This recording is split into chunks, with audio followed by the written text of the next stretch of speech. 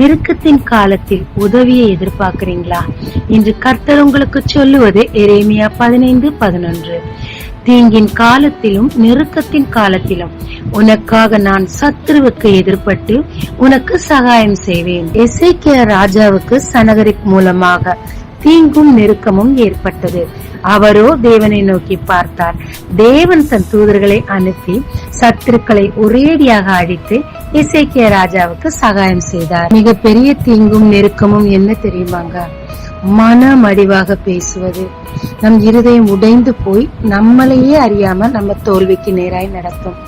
அந்த நேரத்துல உங்க நம்பிக்கையை வளர்த்து கொண்டு தேவனை நோக்கி பாருங்க.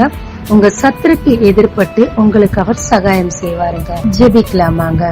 தீங்கு நெருக்கம் வரும்போது மனமடிவாகாமல் உம்மை நோக்கி பார்த்து உம்மிடத்தில் சகாயம் பெற கற்றுத்தாரும். இயேசு மூலம் பிதாவே, ஆமென். இந்த நாளில் உங்களை ஆசீர்வதிக்கும் ஜீசஸ் விஷன்.